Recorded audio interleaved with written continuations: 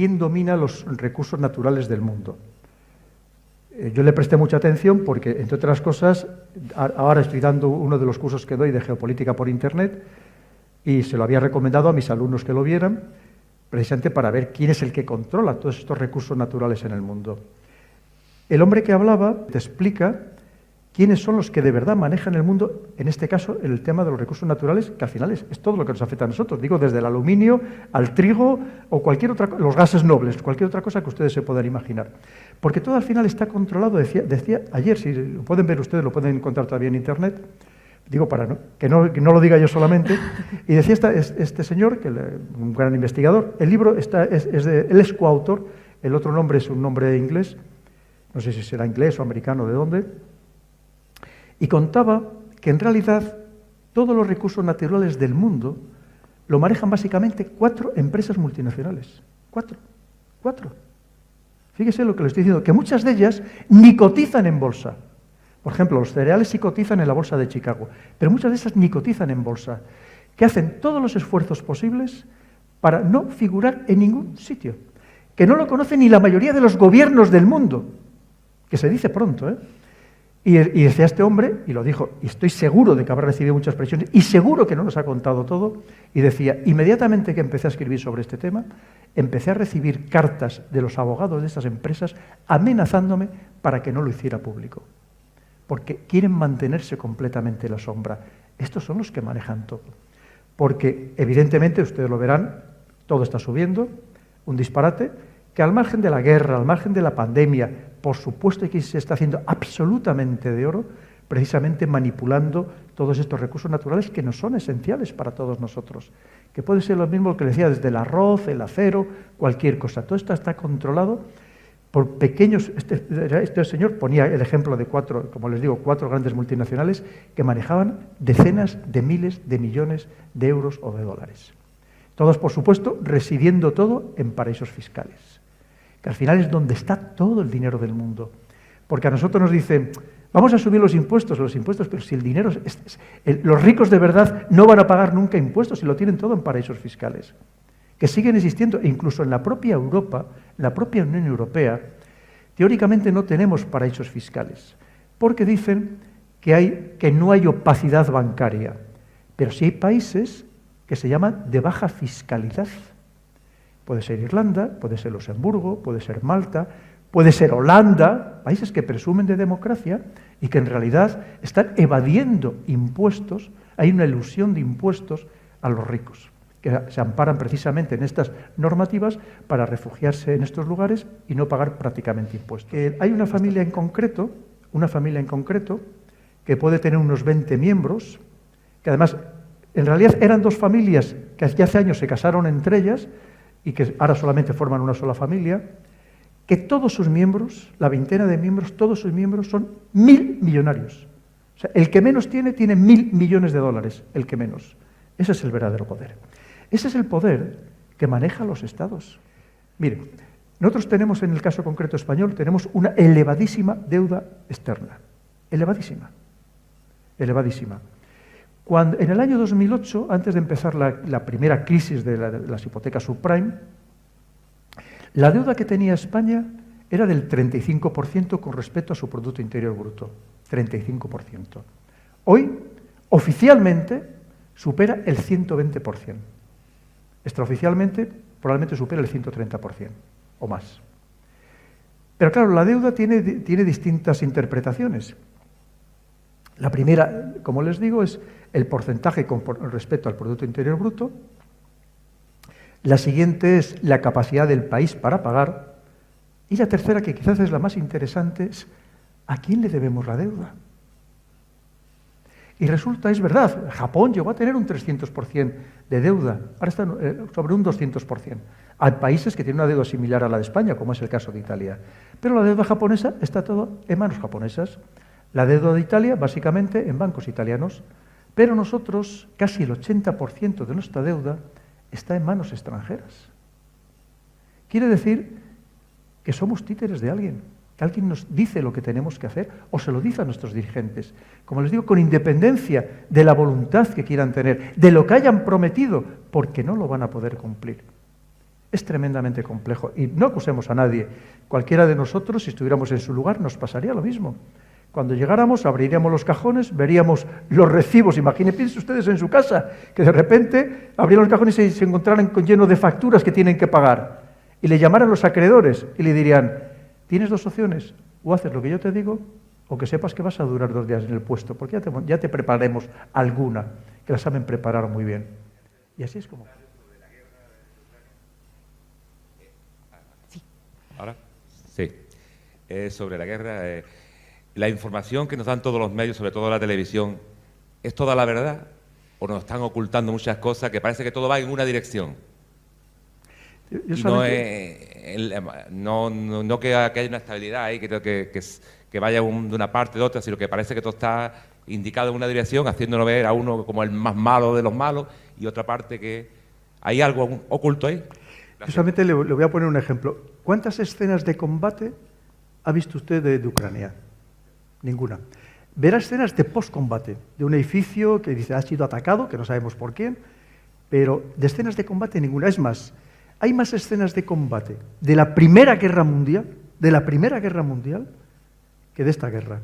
Cuando hoy en día, ustedes lo saben, yo solamente con los teléfonos móviles, no les voy a contar con los satélites, incluidos los de Elon Musk, los Starlink, con todos los satélites espía, los aviones espía, de guerra electrónica, los drones, las personas que hay ahí en tierra de operaciones especiales, se podía conocer al segundo exactamente lo que está sucediendo, y no lo sabemos. Ya con eso es buen indicador. Y luego, efectivamente, sobre todo tenemos que entender una cosa, mire, y además, y quiero recalcarlo porque lo digo todos los días, pero hay que volverlo a decir, que por supuesto siempre tenemos que condenar la invasión rusa de Ucrania, por supuestísimo, porque no podemos aceptar, como demócratas que somos, que las invasiones, o sea, esa acción del fuerte se convierta en una normalidad dentro de la política internacional, evidentemente. Lo que pasa es que es un tema muy complejo, que nos daría para estar hablando durante muchas horas, que tiene muchísimas ramificaciones de todo tipo, y sobre todo lo que tenemos que entender, una realidad, aunque nos la traten muchas veces de camuflar, que Europa hemos entrado en guerra, estamos en guerra. ¿Cómo se hace hoy la guerra? Aparte de esta guerra cognitiva, que la estamos viviendo todos los días, estamos hablando de emplear instrumentos económicos, por las sanciones, los embargos, impedir negociar los mercados internacionales, sancionar a personas concretas. Eso es hacer la guerra hoy en día, es cómo se hace la guerra. ¿Qué sucede? Que si estamos en guerra, y tenemos que ser conscientes de ello, recibimos propaganda de guerra constantemente. Propaganda de guerra muy sofisticada, pero que no nos engañemos. La realidad es que de donde recibimos la propaganda de guerra es de nuestro lado. ¿Usted ve el Sputnik o ve el RT, que están prohibidos en Europa? Evidentemente no, porque están prohibidos. Es que no puede, aunque quisiera, no puede verlos. Entonces, usted cuando ve la televisión está viendo nuestra propia propaganda. Esa es la realidad, ¿no? Le digo, no podemos disimular una acción que tenemos que siempre que condenar, lo que ha hecho Rusia, pero pensemos que esto es mucho más complejo. Porque ahora mismo lo que está en juego es, que yo ya adelantaba en los otros libros, y que además es que solo tenemos que acudir a los últimos documentos, ya les doy algún ejemplo, lo que estamos viviendo, lo que estamos sufriendo, porque digo sufriendo porque los principales perjudicados, no tengamos ni la menor duda, vamos a ser, y ya lo estamos siendo los europeos, que nos hemos convertido en el campo de batalla, y esto puede ir a mucho peor, porque vemos que aquí nadie habla de negociar, nadie habla de paz, todos son, si tú me atacas yo te lanzo más, y si entonces yo te lanzo las armas nucleares y te vas a enterar. Claro, pero el problema es que somos nosotros, somos los ciudadanos los que sufrimos las consecuencias. Pero claro, como le decía, ¿cuál es el gran problema? El gran problema es un Estados Unidos que lo dice abiertamente, además, todavía el otro día, la semana pasada, el general jefe de la Junta de Estado Mayor estadounidense, que lo decía abiertamente, quieren acabar con nuestro orden internacional, dice, nuestro, de estadounidense. Es decir, ellos han creado un orden en la cumbre de Bretton Woods, en 1944, un orden internacional y económico, del que hasta ahora han disfrutado y han abusado. Les podría contar 1000 casos. ¿Se acuerdan el otro día, por ejemplo, verían la noticia, se acuerdan de la principal cementera del mundo, la Lafarge, francesa, que la había multado Estados Unidos por haber hecho negocios con el Estado Islámico y con Al-Qaeda en Siria? Bueno, detrás de eso hay una trama que ni se puedan imaginar de espionaje, política, geopolítica, impresionante. Pero la pregunta es, ¿y quién es Estados Unidos para multar a una empresa francesa? Para que vea, eso es tener el poder, eso es poder. El poder hacer lo que quieras con los demás, ¿no? Evidentemente, porque para eso podía estar Naciones Unidas, tendría lógica. Y además, ¿y por qué paga una empresa francesa una multa que le impone? No voy a decir porque quiera, hay una razón, pero casi porque quiera, Estados Unidos. Ha hecho y deshecho. Y de repente, casi de la noche a la mañana, en muy poco tiempo, en el caso de China, en 20 años, porque todo esto, el gran punto de inflexión es el año 2000, que es cuando, por un lado, llega Putin a la presidencia de Rusia, un año antes había estado de primer ministro, muy brevemente, todavía con Yeltsin, y un momento concreto en el año 2000 en el que China pasa de cero a todo, en 20 años. Y de repente Estados Unidos dice, pero vamos a ver, si el orden que yo había montado, lo que yo había creado, este dominio planetario que tengo a partir de 1991, cuando desaparece mi otro rival, que es la Unión Soviética, y me quedo de dueño, amo y señor de todo el globo. Y de repente vienen estos dos a decirme lo que tengo que hacer, a decirme que no, que ya no estamos en un mundo unipolar, que estamos en un mundo multipolar. Entonces, ¿qué hace? Pide ayuda a sus aliados, que es lo que nos está sucediendo, para que combatamos contra estos otros dos. Y encima con una India, de la que se habla muy poco, que hasta ahora era aliado de Estados Unidos, y de repente se pasa al otro bando. Como otra docena de países, algunos importantes, como puede ser el caso de Irán, porque nada sucede por casualidad en geopolítica. Entonces, es en el momento en el que estamos ahora mismo. O sea, si no entendemos este gran contexto, pues es muy difícil entender todo lo demás. Entonces, eso es en donde estamos. Entonces, ¿qué sucede? Pero fíjese, a mí me gusta siempre dar datos, ¿no? Como les digo, hago análisis intentando basarlo en datos, no dar solamente opiniones. Les decía, el día 16 pasado, hace muy pocos días, presentó Estados Unidos su nueva estrategia de seguridad nacional.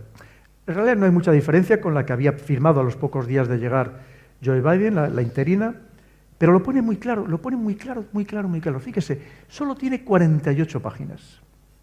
En esas 48 páginas, ¿saben ustedes cuántas veces se cita a Rusia? 71. O sea, si alguien me dice que no están obsesionados con Rusia y que no estamos en una guerra geopolítica, pues ustedes me contarán. A China, 55 veces. Y a lo demás ya, el resto de países, Irán, Corea del Norte, Siria, en total todos los demás países no llegan a ser citados 20 veces. Ya no importa. Lo del terrorismo internacional, que era la gran obsesión hasta desde hace poco, eso ya no existe. Ya no existe el terrorismo internacional, ya no les preocupa. Tiene su gran amenaza.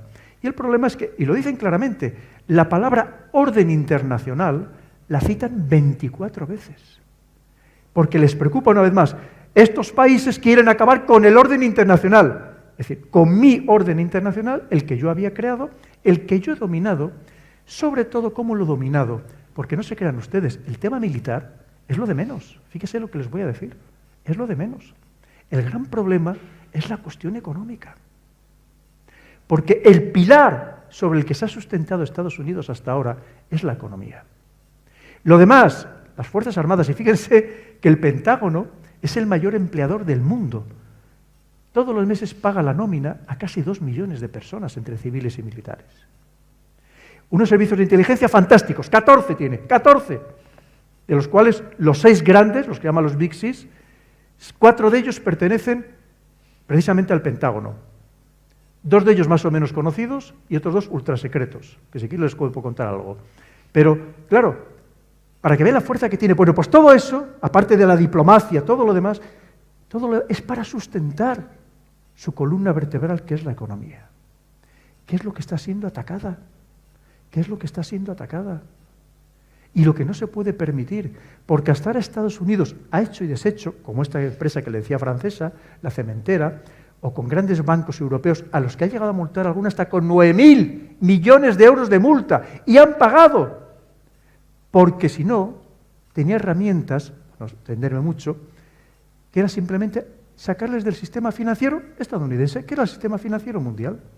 El sistema SWIFT, de intercambio bancario internacional, el dólar, impedir, porque como al final había conseguido que todas las transacciones del mundo sobre todo todas las relacionadas con la energía, se realizaran en dólares, cuando alguien le quería castigar, le decía, tú a partir de ahora ya no vas a poder negociar en dólares. Y decía, entonces no voy a poder negociar.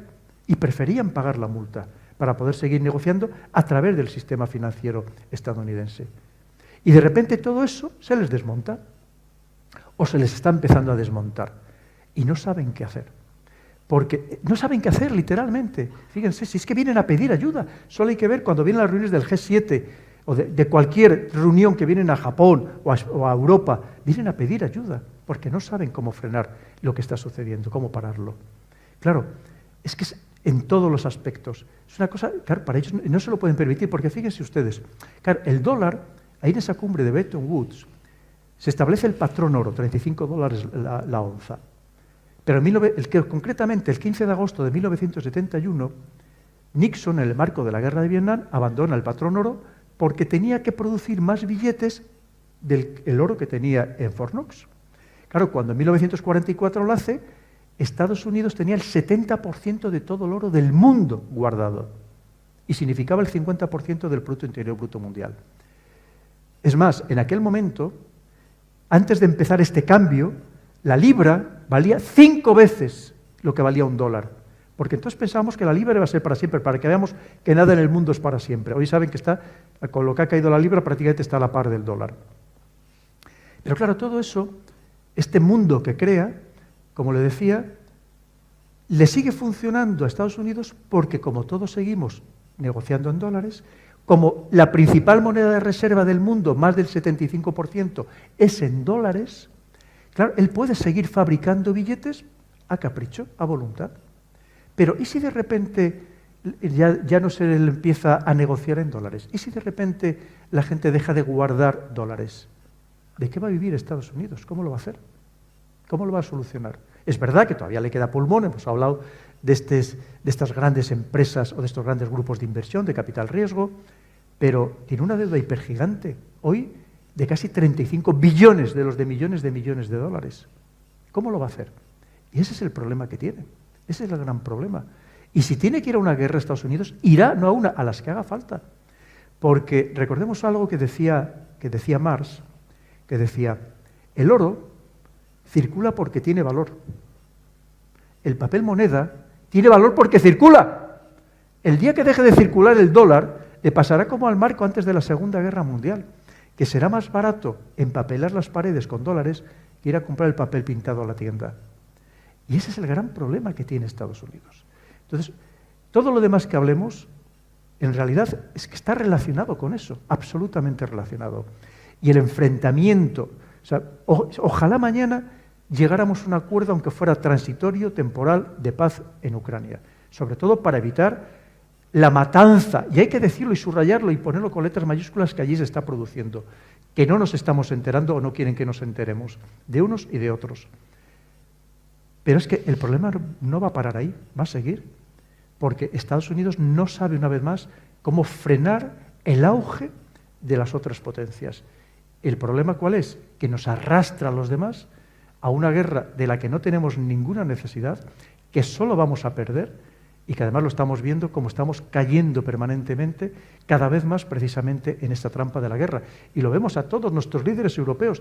Yo a ninguno le oigo hablar de vamos a buscar una solución, vamos a buscar la paz, la que sea, para frenar esta auténtica locura. Estamos cayendo en una espiral de violencia cada vez mayor, aumentando presupuestos de defensa, todo el mundo pues, va a ver si compro armas más sofisticadas, a ver cómo las empleo, a ver cómo se las mando, y eso creo que no vamos por el camino. Y se lo digo, fíjense, es que hay una cosa muy curiosa, los militares precisamente somos los más pacifistas, ¿y saben ustedes por qué? Porque hemos visto la guerra en primera persona. Yo la vi como observador militar de Naciones Unidas en Bosnia y he visto cosas horrorosas, y he visto cómo las personas nos convertimos en salvajes de la noche a la mañana. Curiosamente, los más belicistas son los advenedizos, como pasaba, por ejemplo, en la Segunda Guerra Mundial, en la Alemania nazi.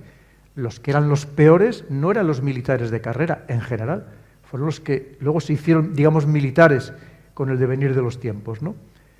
Esa es la auténtica realidad. Entonces, mis ideas están muy claras, sabe por lo que abogo, pero sabe cómo estamos en el contexto y hay muchos intereses para que no lleguemos a la paz, sino para que lleguemos a un mayor enfrentamiento, lamentablemente. ¿Alguna otra pregunta? Sí. Allá había un señor también que había levantado la mano. Había varias. Bueno.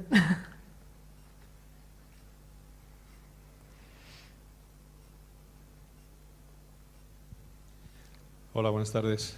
Primero de todo, gracias por estar aquí y compartir con nosotros toda su experiencia. Se me ocurren muchísimas preguntas. Adelante. Muchísimas, pero estaríamos hasta mañana, porque yo creo que es un tema muy interesante.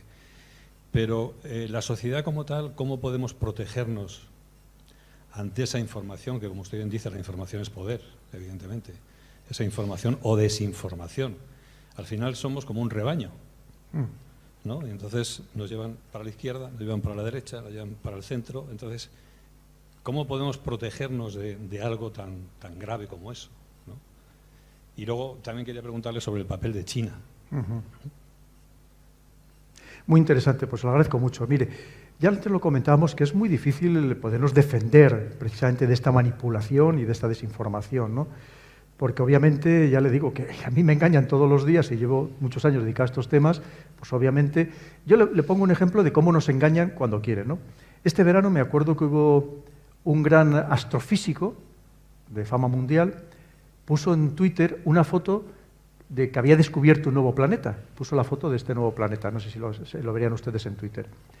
Y yo también me lo creí, pues como todo el mundo, te lo hizo un gran astrofísico, pues ¿cómo no te lo vas a creer? Bueno, pues día más tarde dijo que era una broma, que era una rodaja de chorizo. Y no lo habíamos creído. Claro, ¿cómo no? Pues imagínense, cuando sale en la televisión estos que si usted de verdad empezara a escarbar, a mirar, pero bueno, ¿quién es esta persona que está hablando? Claro, porque siempre la televisión te dice, no, esto es un grandísimo experto, porque no sé cuánto, porque no sé qué. Claro, aquí, luego entre nosotros nos conocemos todos. Y claro, y te dice, no, y el grandísimo experto te dice que no sé qué, dice, pues claro, obviamente te lo crees. Y cuando te lo hizo una vez, y te lo hizo al día siguiente, y te lo hizo 3 días más tarde, pues te lo crees. Y luego piense que las televisiones, los medios de comunicación en general, viven de la expectación, de conmovernos, de revolver o de nuestras emociones, de emocionarnos. Y siempre te ponen pues imágenes muy impactantes, que muchas veces son totalmente exageradas o incluso fuera de lugar, ¿no? Porque es una manera también de ellos vender, de que prestes atención, de que vayas a ver qué es lo que te están contando, un poco el morbo, porque funciona así. Y cada vez la prensa, lamentablemente, es más amarillista. Entre otras cosas, porque ustedes saben cómo está la prensa. Si tienen algún amigo, o uno de ustedes lo es periodista, pues saben cómo está el periodismo, ¿no? Es más, los que más están sufriendo no son los periódicos locales, son los grandes medios. Fíjense, hoy, los 3 grandes medios, por ejemplo, El País, ABC o El Mundo, venden menos ejemplares en papel, fíjese lo que les digo, que muchos periódicos locales. Porque a lo mejor el periódico local, digo, La Voz de Asturias o el Diario de León, cualquiera, pues al final la gente lo compra porque ve la noticia del pueblo, defiende toda la comarca y lo compra. ¿Saben ustedes que hay muchos días que estos grandes periódicos no venden ni 70.000 ejemplares en papel? 70.000. Es decir, claro, entonces, ¿qué buscan? Pues lo más llamativo, ese titular en las redes sociales para que todo el mundo luego le des el clic, el like, el no sé qué. Un titular y 2 o 3 subtitulares, porque además saben que casi nadie se lee la noticia completa. Solo se van a leer el titular y esos 2 o 3 subtitulares que nunca habían existido así, o como mucho había un subtitular. Y que muchas veces no tiene que ver el titular con el resto de la noticia, pero tienen que intentar atraer la atención de alguna manera, entre otras cosas, porque hoy hay más de 2.000 medios digitales. Y además en gran competencia entre ellos, no solamente entre los grandes, sino también muchos pequeños que intentan también llamar la atención. Con lo cual es que la manipulación a la que estamos sometidos nunca la habíamos sufrido de esta manera en absoluto. Y encima lo que les cuento del tema de que, ¿verdad?, estamos en una guerra y hay propaganda de guerra de manera permanente. ¿Qué es lo que hay que hacer? Pues mire, ya de entrada, si una noticia le emociona mucho, hay que desconfiar. Y ya, la típica noticia, cuando te dicen en el telediario, lo verán ustedes, y si no, a partir de ahora se darán cuenta, que dice, según los servicios de inteligencia británicos, dicen que, hombre, son parte del conflicto, son parte de la guerra, vamos a creernos lo justo, ¿no? Evidentemente. Y es lo que pasa, es lo que estamos viendo todos los días. Entonces, muchas de las noticias que recibimos en este contexto son noticias totalmente alteradas. Les voy a poner un caso. Piense que ahora mismo ese gran problema que tiene Estados Unidos con China, ya lo hablaremos de China, hay muchas de las noticias que nos llegan sobre China que nos llegan digamos, muy condicionadas. Cada poco les verán que la noticia, aviones de combate chinos han entrado en el espacio aéreo de Taiwán, ¿verdad? Esa noticia la habrán visto muchas veces. No han entrado nunca. En el espacio aéreo no han entrado nunca. Lo que sí entran es en otra cosa que se llama, más avanzado, que pues, muy sencillo de entender, que sería, digamos, la zona de interdicción aérea. Es decir, para tú proteger tu espacio aéreo, obviamente tienes que vigilarlo más allá.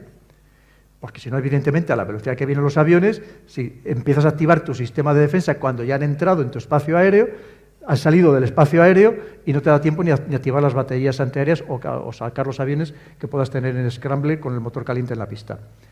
Entonces, lo que sí llegan es, digamos, a la zona donde se les intercepta, que pueden llegar a entrar en la zona del espacio aéreo.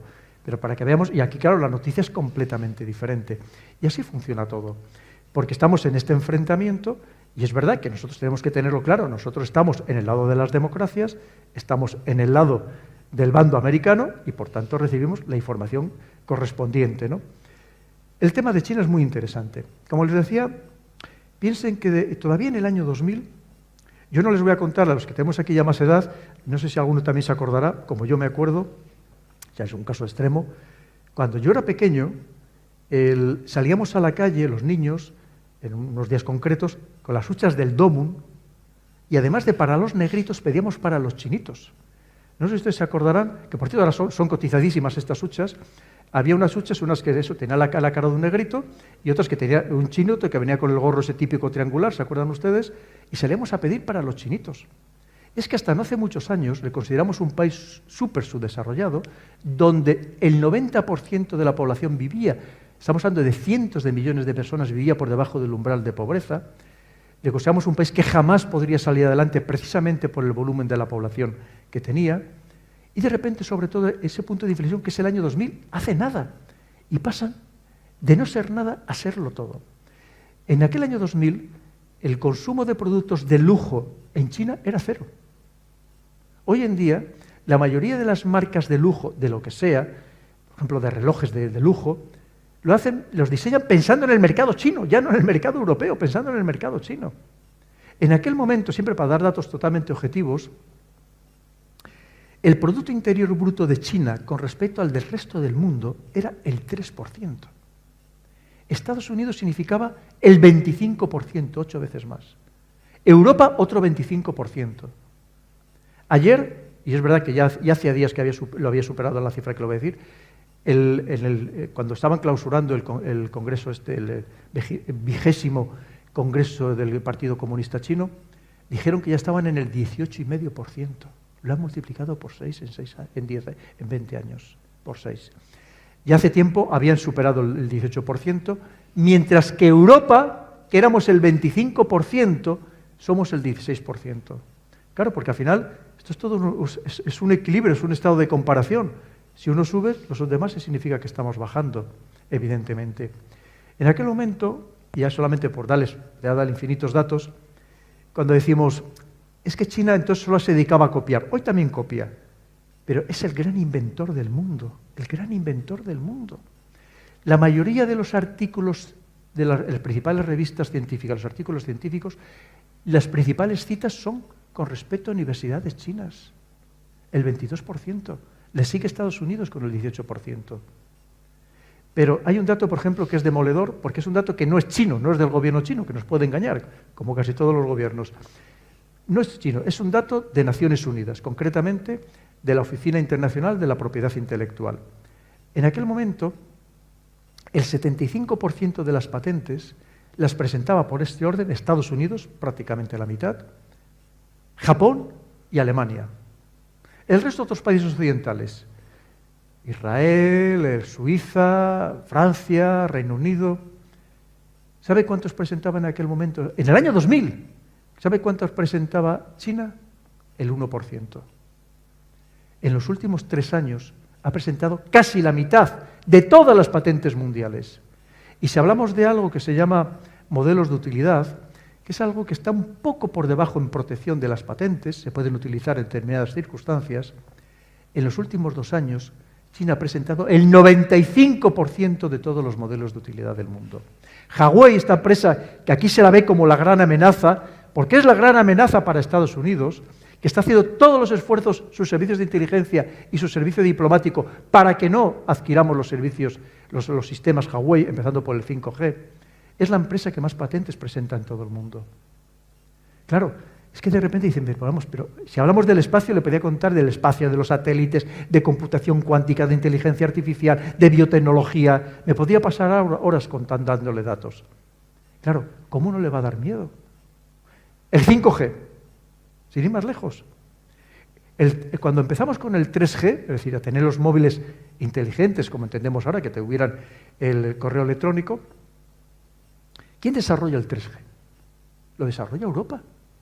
Nokia y Siemens. ¿Dónde está Nokia y Siemens ahora? ¿Quién desarrolla el 4G? Estados Unidos, básicamente. Apple, con su gran socio estadounidense, que es Corea del Sur, Samsung. 5G, ¿quién lo ha desarrollado? Huawei y ZTE, chinos. ¿Dónde están los demás? Sí, hay alguno que lo está desarrollando, como Ericsson, pero te lo ofrece a un 60 o 70% más caro. Es que en esa pelea estamos. Y Estados Unidos dice, y lo dice constantemente en sus documentos oficiales, es más, ha creado un departamento nuevo de la CIA solo para vigilar prácticamente a Huawei y al 5G. Y te dice, claro, es que si los europeos, por ejemplo, implantamos los sistemas 5G de Huawei y de ZTE, que sepamos que a partir de ese momento nos van a espiar. Claro que nos van a espiar, como ha hecho Estados Unidos durante tantos años con sus sistemas. Ese es el problema. Es decir, que está dando todo un vuelco completamente. Y es, una vez más, es que no saben cómo frenar a este monstruo. Y lo dicen en todos sus documentos, absolutamente en todos.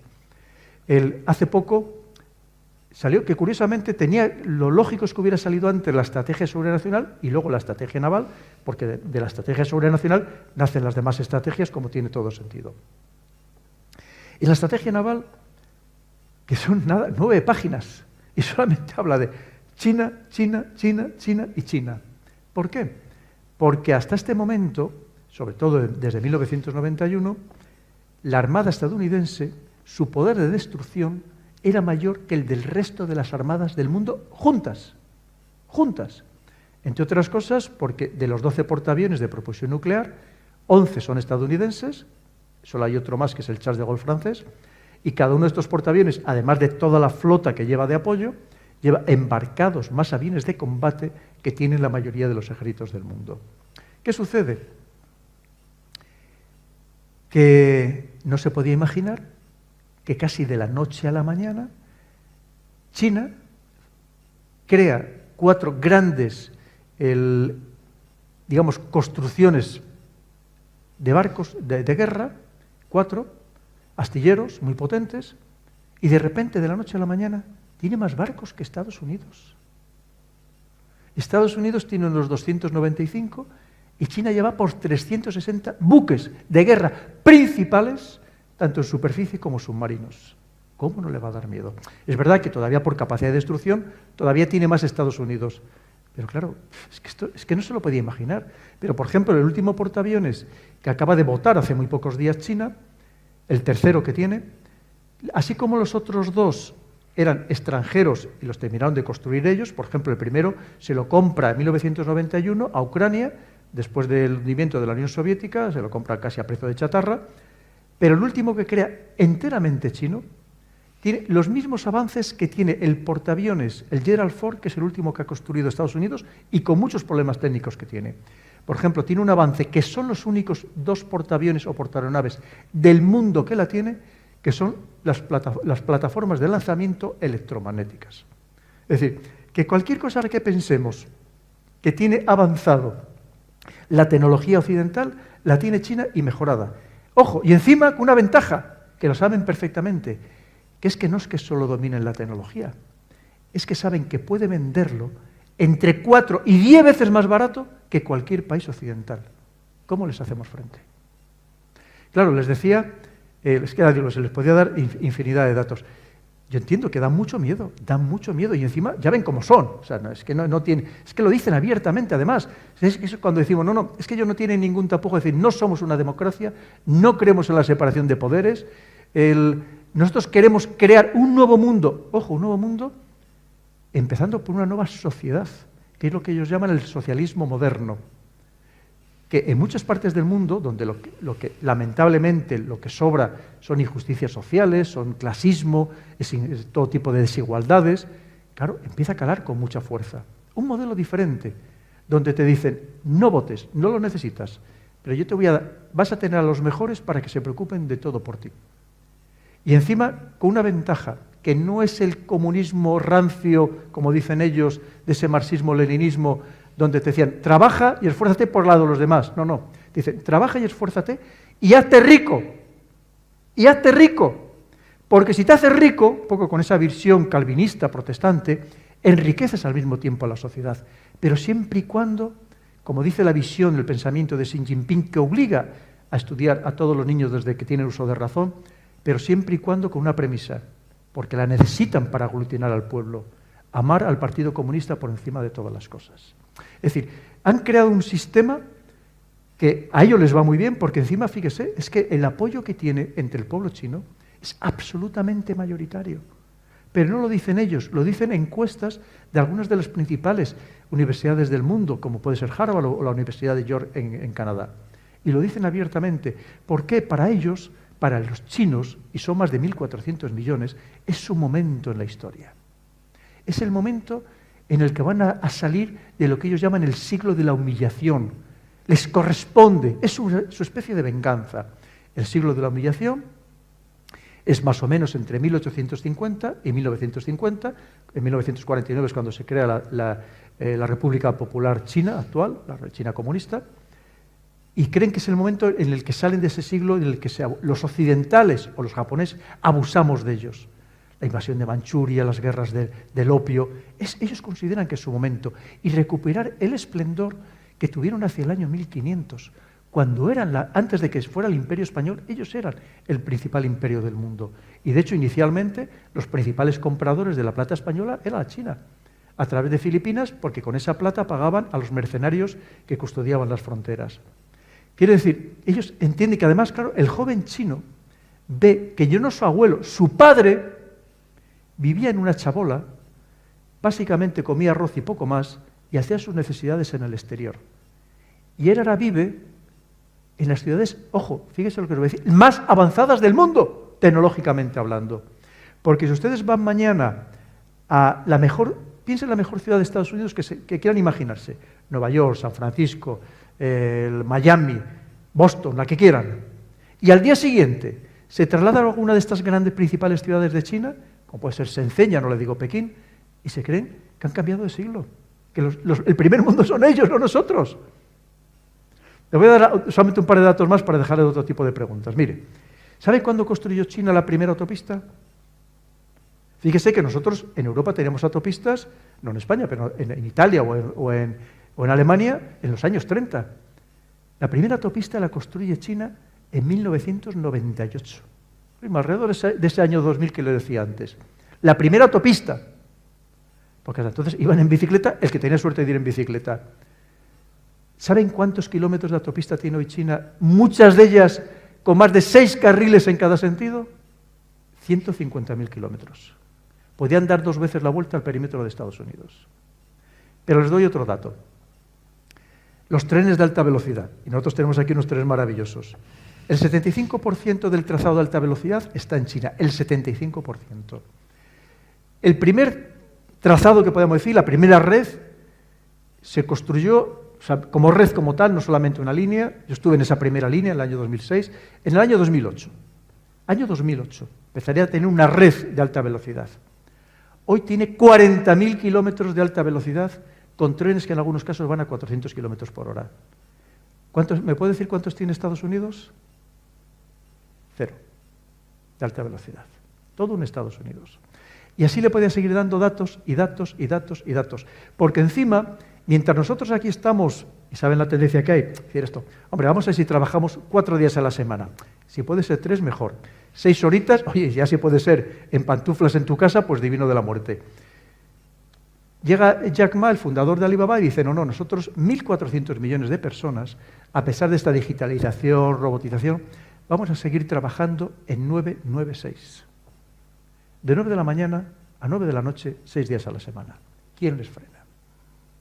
Y además podrían decirme ustedes, bueno, hombre, esto ya evolucionará. Esto lo llevan diciendo desde el año 2000. Es que no entendemos su mentalidad, es que es otro mundo, es otra civilización. Piensen que en chino cada una de las palabras tiene al menos 5 entonaciones con significados diferentes. Es otra estructura mental. La prueba la tienen ustedes. Seguro que aquí, como en todas las demás poblaciones, habrá muchos chinos. Con este clima maravilloso que tenemos, con nuestras tapitas tan buenas. Por cierto, el que va a ser el nuevo primer ministro en Gran Bretaña, en el Reino Unido, dicen que le encantan las tapas españolas. Dice, hombre, es un tópico, pero bueno, por lo menos algo positivo tenemos. ¿Cuántos chinos ven ustedes pasando la tarde en una terraza? Vienen a trabajar. Es otra mentalidad. Podemos decir, hombre, se podrían acostumbrar, una vez pasado unos meses, oye, pues mira, ¿o cuántos matrimonios mixtos ven ustedes? Es decir, es que es otra civilización. Tenemos que entender que China, como Estado, tiene 23 siglos de historia. Como Estado, como país. Pero como civilización tiene al menos 5.000 años de historia. Y hay quien la eleva hasta 8.000. Al menos 5.000 años de historia. Y nos llevan en astucia, ni les cuento. Que ya lo decía de Xiaoping, es que solo hay que leer sus textos. Como ahora, leer de verdad todas las actas o todo lo que ha ido apareciendo, por lo menos la parte abierta de las actas allí de este congreso del Partido Comunista. Y te decía, no llamemos la atención, no levantemos suspicacias, ya llegará nuestro momento. Y creen que su momento ya ha llegado. ¿Cómo se les para? Y claro, antes les hablaba de la tecnología. Y es que lo dice, el documento es la Estrategia de Seguridad Nacional de Estados Unidos, te lo dice. Te dice, estos dos países son cada uno en diferente medida nuestros rivales tecnológicos, financieros, económicos y cada vez más militares. Rusia no es un enemigo hoy por hoy financiero ni económico, si lo es geopolítico y militar, evidentemente. Pero China ya lo es en todos los aspectos, incluyendo el militar. Antes les decía, por ejemplo, ellos estaban hace 3-4 años, estaban en la tercera generación de aviones de combate. Es cuando Estados Unidos desarrolla el F-22 y el F-35. ¿Sabe lo que hace China? Le roba los planos a la empresa de ciberseguridad que custodiaba los planos de estos aviones. Y en meses pasa de tercera generación a quinta generación. Y tiene el J-20, que probablemente hoy sea el avión más avanzado del mundo. Eso es multiplataforma, como es el F-35. Entonces, claro, yo entiendo el problema que tiene Estados Unidos. Que lo tiene él, porque claro, es que el mundo, efectivamente, que lo dice bien claro, el orden internacional que teníamos se nos acaba, se nos está acabando. ¿Qué hacemos para intentar que esto no se hunda? Ese es el problema. Y todo lo que ha pasado, los ejemplos similares a lo largo de la historia, todos han acabado en una guerra abierta, sin excepción. Claro, es el caso de las guerras del Peloponeso. Una Esparta, que era la dominante económica y militar de la zona, sobre todo militar, y empieza a despuntar Atenas. Y Atenas le dice, pero si no te preocupes por mí, si nosotros solamente somos comerciantes, solo queremos vender, solo negociar, tener una ruta logística marítima civil, de comercio. Pero claro, cuando ya la tienen y empiezan a ser ricos, para proteger esa ruta logística comercial marítima, empieza a desarrollar una buena armada, a crear una buena armada. Y cuando crea una buena armada, empieza a decir, oye, ¿y por qué yo no me hago con el control también militar de toda la zona? Y ahí empiezan las guerras del Peloponeso. Es decir, lo que se llama la trampa de Tucídides. Es que esto no es nuevo, ni mucho menos. Japón le pasó algo muy similar antes de la Segunda Guerra Mundial. Igual, cuando empieza con la Revolución Meiji, esto que habrán visto en la película esta de Tom Cruise, ¿no?, del último samurái, la Revolución Meiji, allí en 1868, que pasa de vivir ni siquiera en la Edad Media, antes de la Edad Media, de repente se industrializa a un ritmo verdaderamente exagerado, empieza a tener una tecnología mejor que la que tenían los demás, empieza copiando todo, y les puede dar muchos detalles. Claro, de repente le empieza a hacer la contra a Estados Unidos, que era el que quería imponerse tecnológicamente en aquel momento. ¿Y cómo acabaron? En la Segunda Guerra Mundial. Porque antes de que Japón atacara Pearl Harbor, ya Estados Unidos sistemáticamente le estaba intentando interrumpir su ruta logística marítima, porque Japón es tremendamente deficiente en todo, desde minerales estratégicos, energía no tiene nada.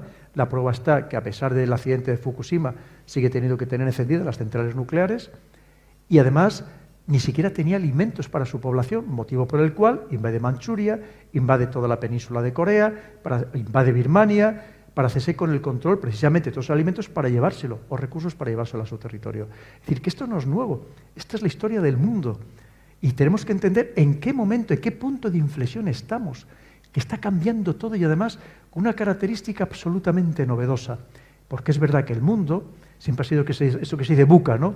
Volátil, ambiguo, incierto, todo lo que ustedes quieran. Pero hay una característica que es absolutamente nueva, que es la aceleración de acontecimientos. Esto no había pasado nunca. De otra cosa es por lo que permite la tecnología. Y vemos cómo está cambiando todo. Es que el mundo que conocíamos se está desmontando clarísimamente. Y nos lo están diciendo. Unos te están diciendo, el otro bando te está diciendo, oye, que vuestro mundo se ha acabado. Que se ha acabado. Que estamos en otro. Y lo repartimos el mundo o que sepas que vamos a acabar mal. Y Estados Unidos te lo está diciendo, estos otros quieren acabar con mi orden internacional. A ver cómo hacéis vosotros, amigos míos, para entre todos a ver cómo les frenamos. Y ese es donde estamos inmersos. Y lamentablemente han elegido un escenario, hoy es Ucrania, mañana se puede abrir otro entre Marruecos y Argelia. Marruecos está en un bando, Argelia está en el de China y Rusia, y sería facilísimo abrir ahí países que están enfrentados a muerte, armados hasta los dientes, y cada vez más, tanto uno como otro, y podría ser facilísimo abrir ahí otro conflicto. Y Ucrania es la representación de todo lo que le estoy comentando. Y a partir de ahí, pues ya sí, podemos, claro, evidentemente, hay una problemática, hay un sufrimiento humano, tenemos que atender a estas personas, por supuesto, veremos a ver cómo les sacamos de dónde se les ha metido. Pero claro, tenemos que entender esto. Muchas veces, como yo digo, hombre, es que lo que no podemos entender o tratar de explicar la Primera Guerra Mundial desde el soldado que está sufriendo en la trinchera, que es una parte, evidentemente, pero para explicar la Primera Guerra Mundial hay mucho más, obviamente, no solamente es el sufrimiento del soldado en la trinchera. Y esa es la realidad en la que estamos inmersos. Una situación, como les digo, muy compleja, porque ¿Estados Unidos va a ceder? No. Todos estos países que se ven decrecientes se vuelven muy peligrosos, no pueden ceder. Porque claro, es que haber dominado y de repente que te quiten ese poder es muy delicado, evidentemente. Nadie se va a dejar quitar ese poder, desde luego, sin pelear, ¿no? Los otros, que ahora se sienten fuertes y además unidos, porque China es muy astuta, China está jugando una ambigüedad tremenda, no dice ni que sí ni que no, sino todo lo contrario, pero evidentemente si Rusia hace lo que hace es porque cuenta con el apoyo, al menos tácito, de China, evidentemente. Y que dicen, no, es que esto, efectivamente, que si a vosotros se os ha acabado ya vuestro mundo, esto ya no es lo que era, se le dice a Estados Unidos. Y Estados Unidos, una vez más, ¿qué nos dice a nosotros? A los que no pintamos nada, dice, echarme una mano a ver si entre todos conseguimos que yo no pierda mi poder, el suyo. Y en eso estamos, lamentablemente. Había aquí también una pregunta. Tú sí me enrollo mucho, me paras, ¿eh? Buenas tardes. Yo quería preguntarle respecto a uno de los síntomas de esta manipulación mediática, como puede ser el exilio total de la racionalidad en pos de un discurso mucho más emocional, que cala mucho más a la impulsividad de la población, digamos, y que a mi parecer resulta como el síntoma más molesto de toda esta campaña de desinformación y de manipulación colectiva.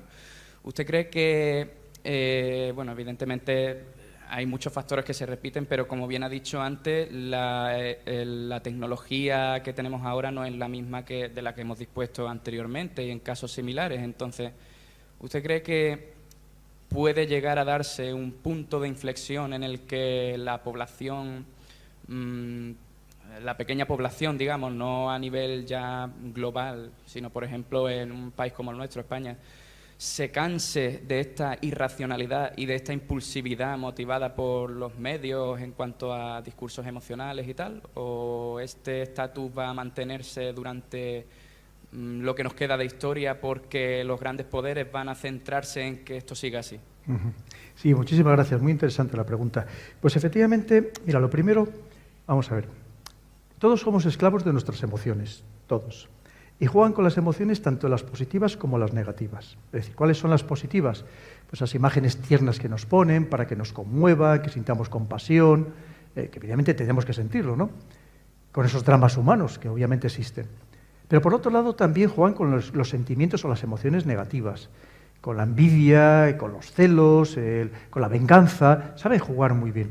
Y saben por eso las imágenes que te ponen no son casualidad ni mucho menos. Tanto en las televisiones como en la prensa escrita no son nunca casualidad. Y además pensemos que ¿de dónde nosotros recibimos la información aquí? La gran información la recibimos de estas grandes agencias de noticias que son anglosajonas. ¿Cuáles son?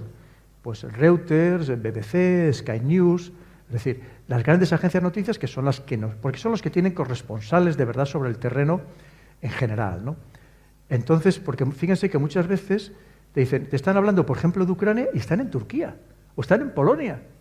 Pero bueno, es que no habrá nadie allí sobre el terreno más cerca donde estén los combates. Pues fíjate. Entonces, quiere decir que claro, pero saben muy bien qué imágenes nos tienen que mandar, evidentemente. Que muchas veces son hasta creadas es proceso, ¿no? Que también lo hay, o exageradas, en cualquier caso. Claro, entonces lo que tenemos que ser conscientes una vez más de que, lo que os decía antes, de que todo lo que nos emocione mucho, que lo pongamos en cuarentena. Lo que pasa es que es muy difícil salir de ahí, evidentemente, porque saben jugar muy bien, una vez más, con este conjunto de emociones, saben jugar muy bien. Pero usted me dice que, claro, si nos llegáramos a cansar, lo primero es que hay que tener en cuenta que si la manipulación mental se hace muy bien, es que es la manipulación perfecta porque no te das cuenta. Es decir, si nosotros nos estuvieran invadiendo físicamente, con carros de combate, con aviones, con infantería, obviamente reaccionaríamos. Pero cuando te consiguen influir de una manera muy sofisticada mentalmente, es que no te das cuenta, no eres consciente de ello. Con lo cual, no hay reacción posible. Y fíjense que cuando yo les digo que en las redes sociales actúan los servicios de inteligencia de uno y de otro bando, porque también ahí se libra una batalla, claro, es que estos tienen psicólogos, psiquiatras, antropólogos, sociólogos, gente muy preparada que saben lanzar mensajes muy concretos. Ahora mismo, por ejemplo, han creado, para apoyar todo lo que está haciendo Estados Unidos y la OTAN, han creado lo que se llama los NAFO en Twitter. Que siga Twitter lo verá, ¿no? Se llaman los NAFO y verá que muchos de los que llevan la banderita de Ucrania, si pinchan ustedes a ver qué cuenta es, son todos, lo ponen nada más abiertamente, son todos NAFO, que los NAFO significa amigos de la Alianza Atlántica. Entonces, claro, y hay muchos, todos además tienen un perrito de avatar, un perrito japonés, que lo han creado como avatar, y verán que hay muchísimos en Twitter, que muchos son bots y otros son personas reales, y otros son bots muy sofisticados que imitan a la perfección a una persona, incluso interactúan. Porque es parte de la guerra que se está librando en estas redes sociales para imponer narrativas. Para que cualquiera además que dice algo objetivo, pues con un poco lo que estamos hablando aquí, inmediatamente recibes multitud de ataques o simplemente te recibes multitud de denuncias que tú no las conoces, pero que lo que hacen es intentar no que te cierren la cuenta, pero sí que te baneen. Es decir, que tú estés poniendo post, pero que esos posts no tengan repercusión porque no llegan prácticamente a nadie. Es decir, te silencien, por decirlo de otra manera. Es así como funciona. Entonces, claro, es que ni te enteras, no sabes lo que está pasando. Entonces tú, además, esto está todo pensado, lo que tratan es que pases, esto lo va a hacer exactamente igual Elon Musk, por más que nos prometa otra cosa, cuando ya sea el dueño definitivo de Twitter. ¿Qué va a hacer? Se trata de que pasemos el mayor tiempo posible dentro de las redes sociales, y para que tú pases el mayor tiempo posible, tienen que conseguir que a ti te dé gusto, te dé placer, te dé dopamina el estar dentro de la red social. Entonces te van a poner noticias que son adecuadas a ti. De hecho, si entramos en Twitter, si todos entráramos ahora mismo en Twitter, veríamos que esas noticias recomendadas son diferentes para cada uno de nosotros. porque son noticias pensadas en nuestro perfil y nos conocen perfectamente. Porque es tan sencillo que, fíjense, aunque ustedes no interactúen en Twitter, o sea, no pongan mensajes, simplemente sabiendo a quién siguen y a quién les dan like, ya tienen un perfil sobre ustedes. Si eso se completa con todas las búsquedas por ejemplo, a través de Google o de cualquier otra plataforma, con las compras que hacen online, todo eso saben perfectamente quiénes son ustedes, pero al 100%, al 100%. Porque, claro, es muy sencillo.